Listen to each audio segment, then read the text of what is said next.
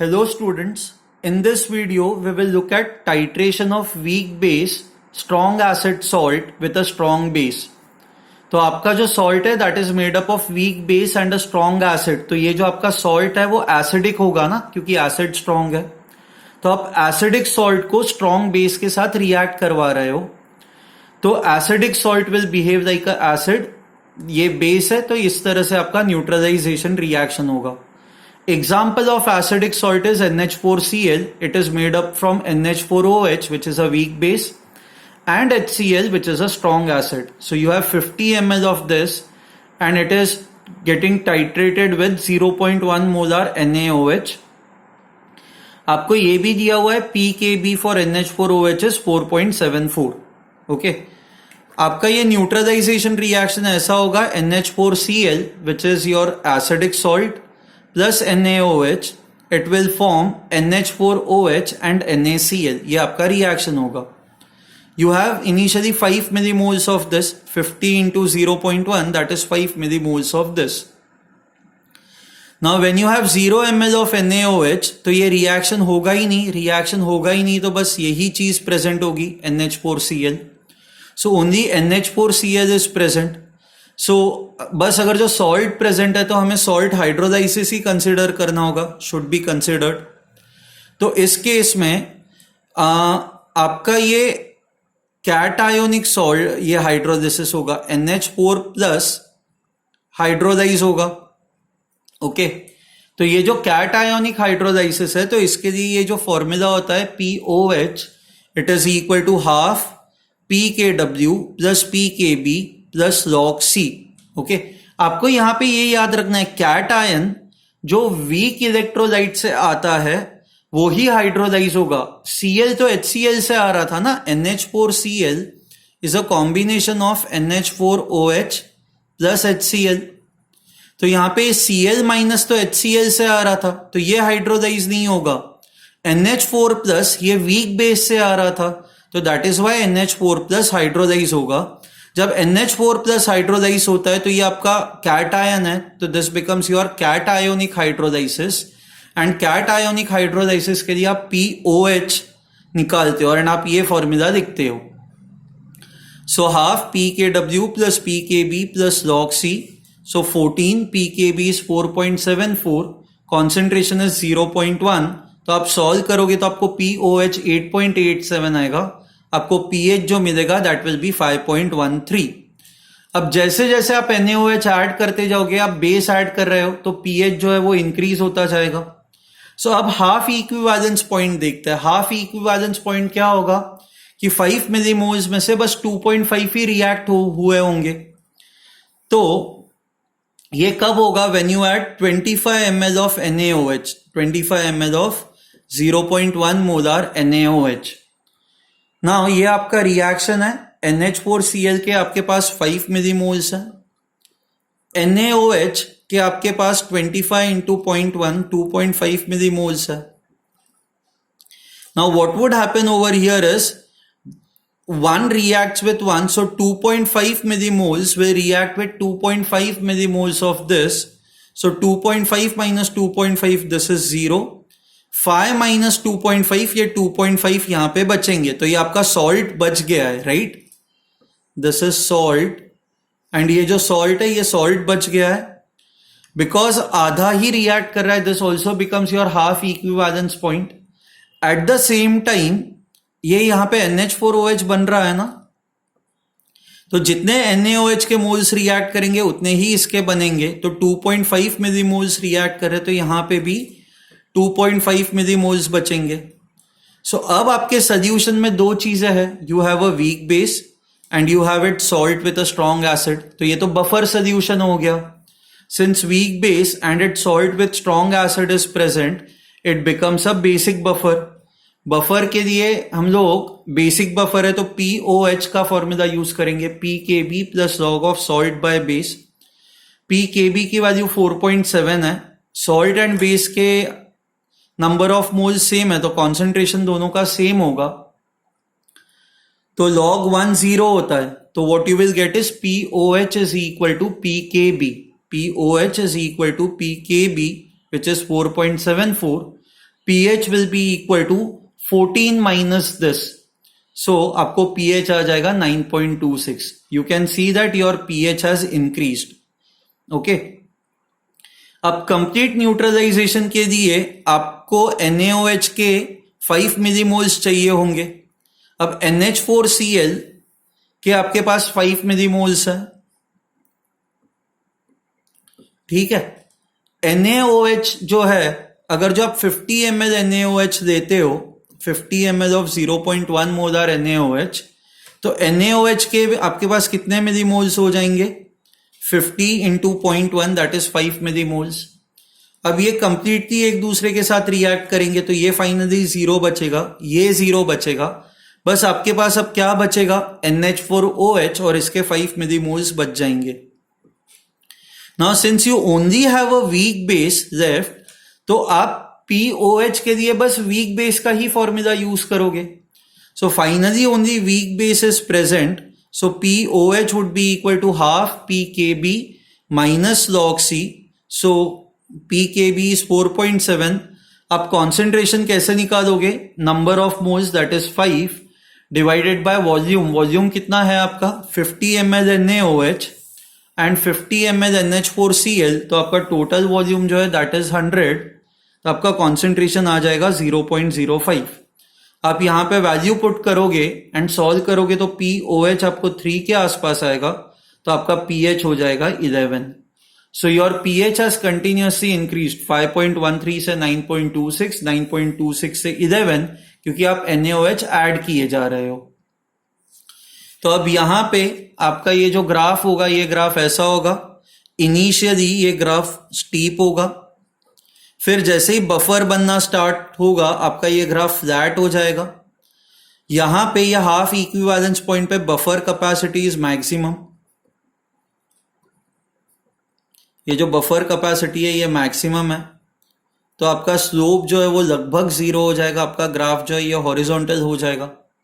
फिर जैसे जैसे आप इक्विवेलेंस पॉइंट को अप्रोच करोगे आपका ग्राफ जो है वो स्टीप होता जाएगा. At equivalence point your pH is equal to 11, your slope is maximum.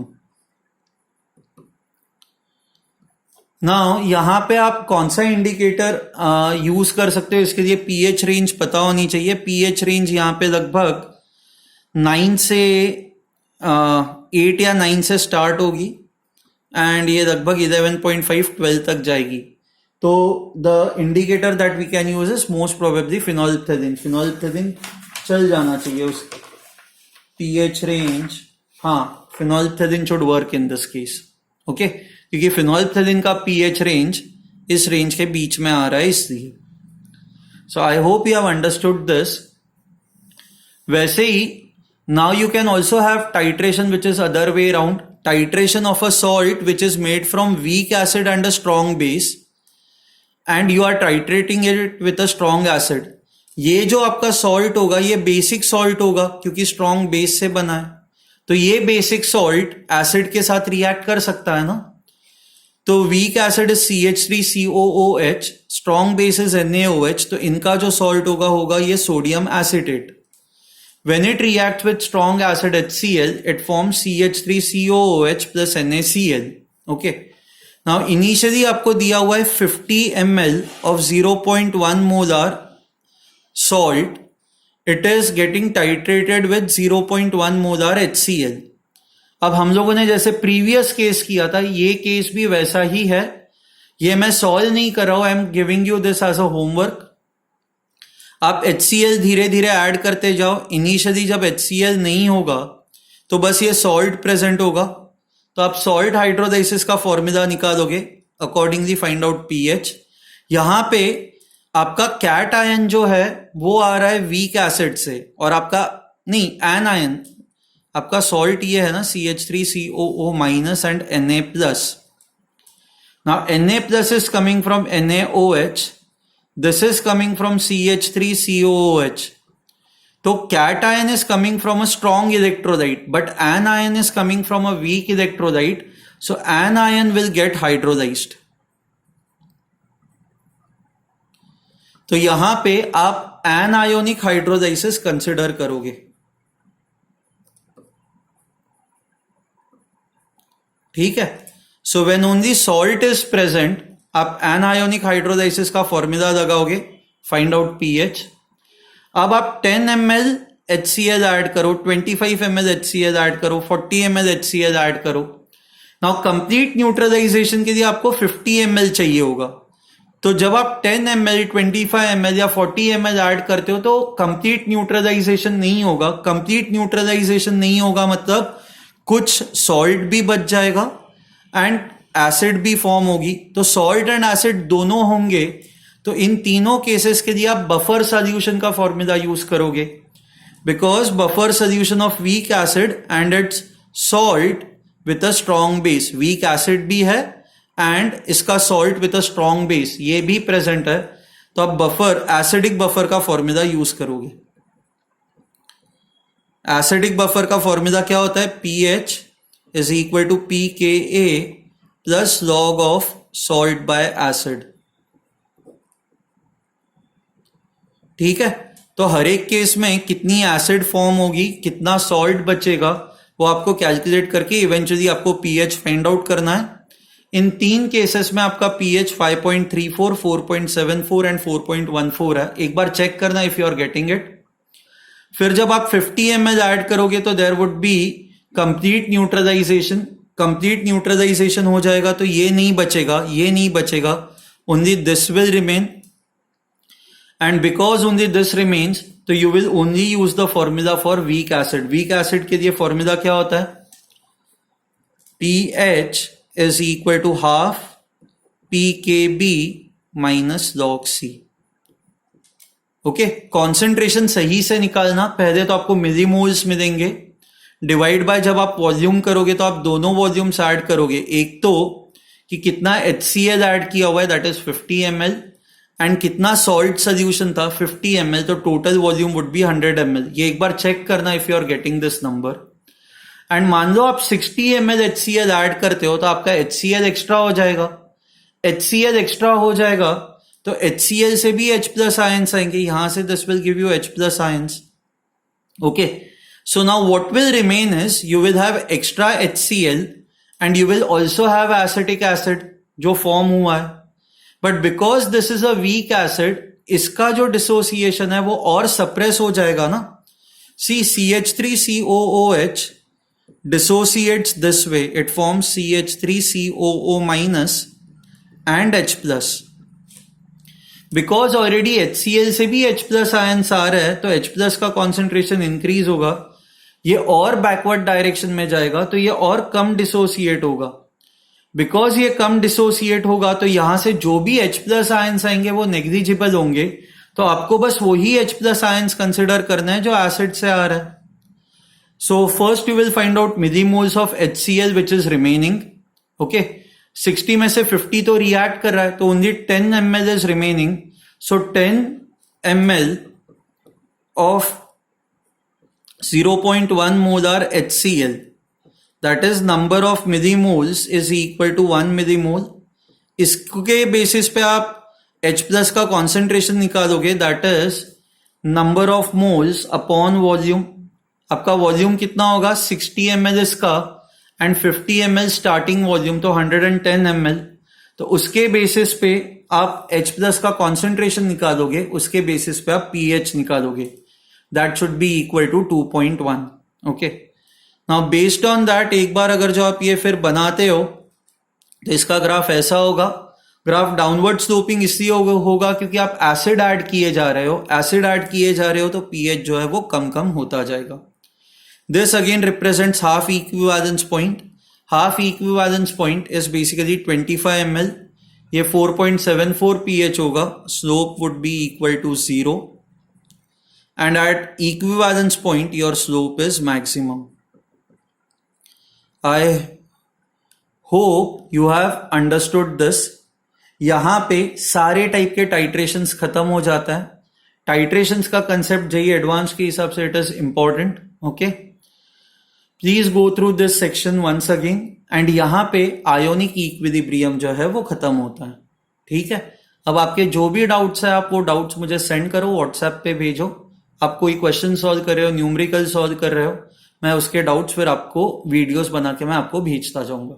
ठीक है, फाइन, थैंक यू।